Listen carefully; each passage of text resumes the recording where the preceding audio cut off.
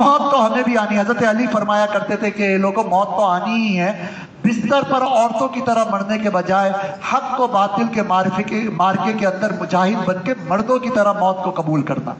اس طرح تمہیں موت آنی چاہیے, بستروں پہ مت مرنا. کاش میرے دوستو آپ اور میں ذرا سا سوچتے, ہمارے پیغمبر صلی اللہ علیہ وسلم تلقینیں کر کے گئے. آپ نے باقی تمام گیمز منع کیے, کھیل کود سے منع کیا, اس کو لہو و لعب قرار دیا, لیکن تیر اندازی اس کی اجازت دی, گھڑ سواری اس کی اجازت دی, تیراکی اس کی اجازت دی, تلوار بازی نیزہ زنی اس کی اجازت دی. وہ جو بدن کی فٹنس کو مضبوط کرتے ہیں جیسے رسہ کشی, اس کی نہ صرف اجازت دی بلکہ مدینے میں حضور صلی اللہ علیہ وسلم مقابلے اگر ہوتے تھے صحابہ میں تو اس میں شریک ہوتے تھے اور حوصلہ افزائیاں کر رہے ہوتے تھے. آپ احادیث کو پڑھیے, سیرت کو پڑھیے تو یہ سارے واقعات آپ کو کثرت سے ملیں گے. آج آپ غور کرو, میں غور کروں, کیا میں یا میرا بچہ اس طرح کی کھیل کھیل رہا ہوتا؟ اور کچھ نہیں میرے دوستو. دیکھیے ہم نے کون سا سرخاب کا پر لگا ہوا ہے. آج سے کچھ عرصے کے بعد کی بات ہے, شاید 5 سال یا 10 سال یا 15 سال یا 20 سال, اس کے بعد کوئی نہ کوئی ایسے سیاسی حالات پیدا ہو جائیں گے کہ یہاں پہ جنگیں آئیں گی. کون سا مسلمان ملک ہے جو جنگوں سے بچا ہے؟ کون سا ملک ہے؟ فیوچر کی ایجوکیشن اپنے بچوں کو دینا ضروری ہے. ہمارے بچے عنقریب جنگوں کو دیکھنے والے ہیں, عنقریب. شام میں کسی نے سوچا تھا جنگیں آئیں گی؟ عراق میں سوچا تھا جنگیں آئیں گی؟ آ گئی نا, ڈھیر ہو گئے نا. ابھی ہمارا سعودی عربیہ وہ تو اس کا ویژن ہی ہے کہ مسلمانوں کو نون مسلم بنا کے چھوڑنا ہے. ان کی تو حالت ہی خراب ہے, ان کو تو نامرد سمجھیا.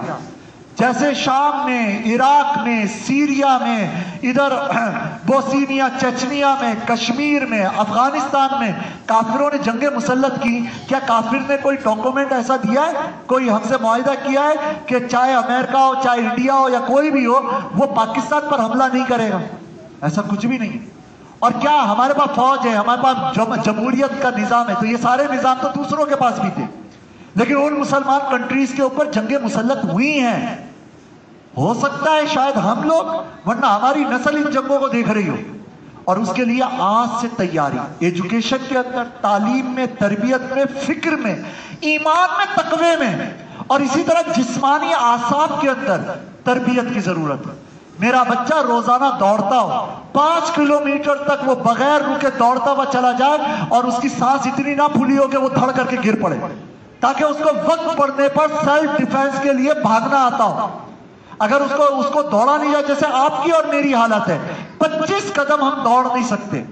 کبھی اپنے گھر میں جائیے گا, اور یہ تو ایک نارمل انسان کی فٹنس کی میں بات کر رہا ہوں, کہ اگر 30 سیکنڈ کے اندر 14 مرتبہ آپ ایک کرسی کے اوپر ہاتھ یہاں پہ رکھ کر بیٹھ جاتے ہو اور کھڑے ہو جاتے ہو, اور آپ اس کے بعد بھی مزید اٹھنے بیٹھنے کی صلاحیت یا اپنے اندر طاقت محسوس کرتے ہو, تو اس کا مطلب پٹھے پھر بھی صحیح سیٹ ہے, ابھی پٹھے بیمار نہیں ہیں. لیکن میں آپ کو بتاتا ہوں 14 مرتبہ تو دور کی بات ہے, 6 مرتبہ, 7 مرتبہ, 8ویں مرتبہ کے بعد پھڑ کر کے گر پڑیں گے. 9ویں مرتبہ اٹھا نہیں جائے گا. اپنی گلی سے مسجد تک ہی دوڑ کر آ کے دیکھ لیجئے تو سانسیں پھول چکی ہوں گی, ہو سکتا ہے آدھوں کو تو ہارٹ اٹیک ہو جائے. اتنی چربیاں بھری ہوئی ہیں ہمارے اندر, ہم بہت کمزور ہیں. ایک دور تھا کہ ہم محنتیں کرتے تھے اور ترغیبیں دیتے تھے, یار عالم بناؤ, عالم بناؤ, عالم بناؤ. اس وقت ہم یہ سوچنے پہ مجبور ہیں کہ علماء تو بہت سارے تیار ہوئے ہیں, سالانہ 10-20 ہزار عالم فارغ ہو رہا ہے, لیکن وہ عالم صرف 11ویں کے جلسوں میں تقریر کے علاوہ کچھ کر ہی نہیں رہا. کیا وجہ ہے؟ جب بیٹھ کے غور کیا تو ایک وجہ یہ سمجھ میں آئی کہ جتنے عالم ہم تیار کر رہے ہیں, کیا ان کے اعصاب اتنے مضبوط ہیں جیسے افغانستان کے پٹھان کے مضبوط ہوتے ہیں؟ کیا وہ مقابلے میں کھڑے ہو کر بات کر سکتا ہے؟ اس کے پاس علم بہت سارا ہے اور اس کو جواب بھی آتا ہے, لیکن اس کے دل میں ڈر ہے, وہن بھرا ہوا ہے. تو اب ہم کیا کریں گے؟ وہ تو سودا کر کے کنارے پہ نکل جاتا ہے. وہ تو کہتا ہے مجھے فیلڈ میں لبیک کے ساتھ آ کر تحریکوں میں چلنے کی بات نہ کرو, میں خالی صرف مدرسے میں قرآن پڑھاؤں گا, اس سے زیادہ میرا کوئی کام نہیں ہے. یہ کم ہمتی ہے, یہ طاقت کی کمی ہے, اور فیوچر کے حالات بڑے خطرناک آنے والے ہیں میرے دوستوں. آج ماں باپ با کمال ہیں تو کل کی نسل شاید محفوظ ہو سکے.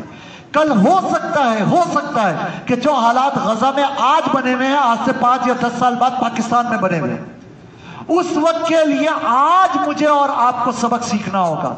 अपने बच्चों को दौड़ाइए, उनको छलांगे मारना सिखाइए, उनको मेहनत करना सिखाइए, उनके स्टेमिना को बिल्डअप कीजिए। अपने स्कूल में डिमांड कीजिए कि भाई कैडेट की उनको ट्रेनिंग दी जाए, और ये सब अलाउ है, हमारे लॉज के तहत है। उनको दौड़ना भागना सिखाओ यार, इनको वीडियो गेम से निकाल दीजिए, ये ज़हनी तौर पे मफलूज बना रहे हैं। फेसबुक, ट्विटर, यूट्यूब, ये सब आदमी को बेवकूफ बनाने के धंधे, लॉलीपॉप हैं, इनसे कुछ हासिल होने वाला नहीं। बंदा बाकमाल है तो औलादे और नस्लें बाकमाल है।